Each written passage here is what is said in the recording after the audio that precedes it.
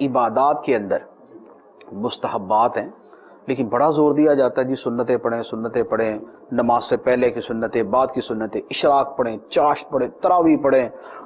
تراویح کے لیے تو مسجدوں میں جھمگٹا لگ جاتا ہے، مجمع جمع ہو جاتا ہے، حافظ کو لایا جائے، اور 1 گھنٹہ جو ہے وہ لوگ کھڑے رہتے ہیں، ٹانگیں درد کر رہی ہیں پھر بھی کھڑے ہوئے۔ اتنا زور اور اتنا تاکید اس کے اوپر کیوں ہے؟ اس کے بارے میں 2 باتیں عرض کروں گا۔ پہلی بات تو یہ کہ یہ جتنی عبادتیں ہیں، سنتیں ہیں، نوافل ہیں، تراویح ہے، پہلی بات تو یہ دیکھ لیں یہ اچھی چیزیں ہیں یا بری چیزیں؟ جی اچھی اور بہت اچھی چیز، اچھی ہیں اور بہت اچھی، ٹھیک۔ جب یہ اچھی ہیں، اچھی چیز کی تاکید کرنا اچھا ہے یا برا ہے؟ اچھا ہے۔ جو اس سے روکے وہ برا ہے؟ وہ برا ہے۔ بہت خوب۔ اچھی چیز سے روکے وہ برا ہے، کیونکہ وہ کس سے روک رہا ہے؟ وہ خدا کی عبادت سے روک رہا ہے۔ اس کو یہ تو توفیق نہیں ہوتی کہ وہ جو عبادت سے دور ہیں انہیں عبادت کی طرف لے آئے۔ اس کو شیطان یہ پٹی پڑھا دیتا ہے کہ جو عبادت کر رہے نا تو ان کو بھی پھیرنا شروع کر دے، میری جگہ تو ہی میرا نائب ہے، تو ہی یہ کام کر، تو تراویح سے روک لوگوں کو، یار کہاں سے آگی تراویح، اتنی لمبی نماز، اتنی ساری رکعتیں، یہ تو ہوتی نہیں تھی، اس کی تو کوئی اتنی تاکید نہیں ہے۔ تو شیطان جو ہے الٹی پٹی پڑھا دیتا ہے۔ حالانکہ یہاں پر بحیثیت مسلمان عبادت کو کس تناظر میں دیکھنا چاہیے، ٹھیک، میں اس کی آپ کو یہ تراویح کی مثال دیتا ہوں۔ رمضان المبارک کا مہینہ شروع ہونے سے پہلے نبی پاک صلی اللہ تعالی علیہ وآلہ وسلم نے ایک وعظ فرمایا صحابہ کرام کو، ارشاد فرمایا کہ وہ مہینہ آنے والا ہے جس کے روزے اللہ تعالیٰ نے فرض کیے اور جس کے نفل اللہ نے تمہارے لیے نفل بنائے۔ سبحان اللہ، بہت خوب، بہت خوب۔ جس کے روزے اللہ نے فرض کیے، اور جس کی نمازیں، جس کا قیام اللہ نے تمہارے لیے نفل بنایا۔ سبحان اللہ، ٹھیک۔ اس کا کیا مطلب تھا؟ پڑھو کہ نہ پڑھو؟ جی پڑھو، جی بالکل ایسے ہی۔ اس کا یہی مطلب تھا نا کہ جی پڑھو۔ جی، ترغیب ہے۔ اس کی وہ ہے جو اس کی کیٹیگری ہے کہ یہ فرض ہے، واجب ہے، سنت ہے، یہ کیا ہے وہ بھی بیان کر دی، لیکن فرمایا کیوں؟ پڑھو، پڑھنے کے لیے فرمایا، ٹھیک، ایک بات۔ دوسرا یہ پھر نبی پاک علیہ الصلوۃ والسلام نے اگر دوسروں کو اس کی ترغیب دی تھی تو خود آپ نے اس پر عمل کیا یا نہیں کیا؟ ٹھیک، نبی پاک علیہ الصلوۃ والسلام نے یہ تراویح کی نماز جسے صلاۃ اللیل بھی کہا جاتا ہے یا اسے رمضان کی تطوع بھی کہا جاتا ہے، نبی پاک علیہ الصلوۃ والسلام نے ایک دن مسجد میں ادا فرمائی تو صحابہ کرام سب جمع ہو گئے، اگلے اور صبح جا کے سب نے بتایا اور رات کو سکار نماز پڑھتے ہیں۔ دیگر صحابہ نے اچھا اگلے دن اور زیادہ جمع ہو گئے۔ کسی نے نہیں کہا کہ یار یہ تو نفل ہے، ایسے خام کا جمع ہو رہے ہو، نہیں، سارے جمع ہو گئے۔ دوسرے دن انہوں نے بھی بتایا آگے نا، پھر رات کو نبی پاک علیہ السلام مسجد میں نماز پڑھتے ہیں، تیسرے دن پہلے سے بھی زیادہ، کافر الناس، لوگ اور بڑھ گئے۔ تو نبی پاک علیہ الصلوۃ والسلام پھر تیسرے دن تشریف نہیں لائے کہ یہ نہ ہو کہ یوں اگر بالکل جم کے پڑھنا شروع کر دے تو یہ فرضی ہو جائے۔ لیکن نبی پاک علیہ السلام کی دل کی رغبت کیا تھی؟ پڑھنے کی۔ صحابہ کرام کے دل کی رغبت کیا تھی؟ پڑھنے کی۔ پھر اس کے بعد زمانہ گزرتا گیا، سیدنا عمر فاروق رضی اللہ تعالیٰ عنہ، صحابہ کرام کو تو پتا تھا کہ سرکار کے دل کی خواہش یہی تھی کہ یہ پڑھے جائیں۔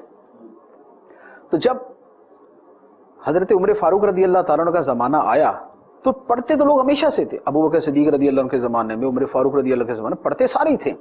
تو حضرت عمر فاروق رضی اللہ تعالیٰ نے فرمایا کہ یہ سارے تنہا پڑھتے ہیں تو کیوں نہ اکٹھا کر دیا جائے، ایک امام کے پیچھے پڑھ لیں۔ آپ نے حضرت ابی بن کعب رضی اللہ تعالیٰ عنہ کو امام بنایا اور صحابہ کرام سے فرمایا کہ ان کے پیچھے پڑھو۔ صحابہ کرام پیچھے پڑھنا شروع کر۔ آپ نے جب دیکھا کہ ماشاءاللہ جماعت ہو رہی ہے تراویح کی، امام آگے ہے اور پیچھے ماشاءاللہ اتنی بڑی تعداد نفل پڑھنے والوں کی، اور پھر وہ نفل بھی ہماری طرح 1 گھنٹے کے نہیں تھے، پوری رات ہی پڑھتے تھے تراویح، تو فرمایا نعمت البدعۃ ھذہ، کتنا خوبصورت نیا کام ہے نیا لیکن کتنا خوبصورت ہے۔ اب غور کریں، نبی پاک علیہ الصلوۃ والسلام نے رمضان سے پہلے جس کے بارے میں باقاعدہ ترغیب دی صحابہ کرام کو جمع کر کے، نبی پاک علیہ السلام نے خود ادا فرمائی تو صحابہ کرام جوک در جوک آ گئے، اگلے دن اور زیادہ، اس سے اگلے دن اور زیادہ، پھر اس کے بعد مسلسل صحابہ کرام پڑھتے ہی رہے۔ عمر فاروق رضی اللہ تعالی عنہ نے پھر اس کو ایک منظم انداز میں جماعت کے ساتھ کر دی. خلفائے اربعہ سب تراویح پڑھتے رہے, تراویح کی ترغیب, محبت, ذوق, شوق سب چلتا. 4 امام آئے, امام اعظم, امام شافعی, امام مالک, امام احمد, سب نے کہا 20 رکعت پڑھو پڑھو پڑھو. سب نے جناب ترغیب دی. سب کے مقلدین, یعنی 4 اماموں کے مقلد ہیں نا دنیا کے اندر, 4 اماموں کے مقلد, 1.5 ارب مسلمان ہیں.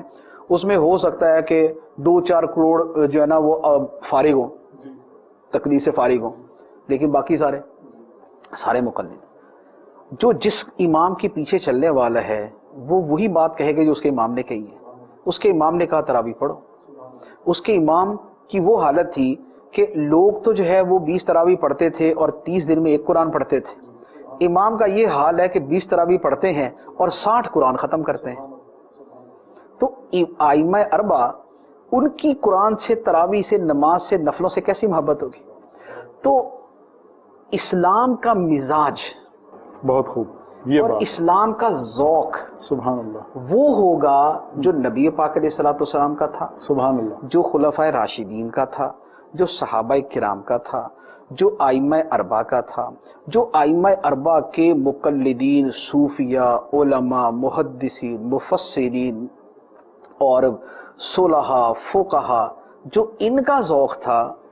دین کا اصل ذوق اور دین کی اصل تصویر اور دین کی صحیح تعبیر وہ ہے یا ان لوگوں کی ہے جو یہ کہتے پھریں کہ یار مجھے تراویح کا لفظ دکھا دو حدیثوں کے اندر. جو بندہ یہ کہتا ہے کہ مجھے تراویح کا لفظ دکھاؤ تو وہ اصل میں کیا کہہ رہا ہے؟ وہ یہ کہہ رہا ہے تراویح پڑھو, یا وہ یہ کہہ رہا ہے کوئی ضروری نہیں خیر ہے؟ وہ یہ کہہ رہا ہے. پوری امت رسول اللہ صلی اللہ علیہ وسلم سے لے کر آج کی 1.5 ارب امت جو ہے وہ تو تراویح کے ساتھ محبت کر رہی ہے. وہ اگر نہیں پڑھتی تو اپنے اندر تھوڑا سا گلٹی فیل کرتی ہے کہ یار یہ اچھے ہیں جو پڑھ رہے ہیں. بچہ ہے یار ماشاءاللہ کتنے ذوق سے کھڑا ہوتا ہے. ایک طرف یہ سعادت مند جن میں بچے شامل, جس میں عورتیں سارے دن کا کام کاج کر کے جنہوں نے سحری بھی جو ہے نا وہ پکانی ہے, وہ بھی جناب جیسے تیسے ہو کے الحمدللہ خدا کی محبت میں, رسول اللہ کی محبت میں تراویح ادا کرتے ہیں. اور کہاں یہ نمونے نکل آئے کہ کوئی کہہ رہا ہے کہ جناب تراویح کہاں سے ثابت ہے, کوئی کہہ رہا ہے یہ کوئی نماز ہی نہیں تھی, کوئی کہہ رہا ہے کہ جناب یہ پتہ نہیں کہاں سے نفلوں کے اوپر اتنا زور دے دیا, پتہ نہیں. ارے بھائی کہاں سے نفلوں پہ زور دے دیا؟ ساری امت کرتی آئی ہے. تم اس طریقے پہ چلو گے جو صحابہ کا ہے, جو تابعین کا, تبع تابعین کا, علماء, محدثین, مفسرین, فقہاء اور مجتہدین اور مجددین, ان سب کا جو طریقہ ہے اس پہ چلو گے, یا تم کہو گے کہ نہیں 14ویں صدی کے اندر مجھے جو دین سمجھ آیا ہے وہ درست ہے اور یہ جو 14 صدیوں کے اندر سمجھتے ہیں یہ سارے غلط سمجھے, میں تمہیں چھٹی دیتا ہوں, کوئی تراویح پڑھنے کی ضرورت نہیں ہے. تو یہاں پر جیسے میں نے یہ تراویح اور دیگر نوافل وغیرہ کے حوالے سے بات کی ہے, اس کے ساتھ میں ایک دوسری بات عرض کروں گا کہ ہمیشہ انسان کی ہدایت, مسلمان کی ہدایت کا ایک ہی ذریعہ ہے کہ جو امت میں تسلسل سے چیز چلتی آ رہی ہے نا اس سے نہ ہٹیں نہ ہٹانے کی کوشش کریں. اگر خود ہٹیں گے تو فإن خیر الہدی ہدی محمد, بہترین ہدایت محمد مصطفیٰ صلی اللہ علیہ وسلم کی ہدایت ہے.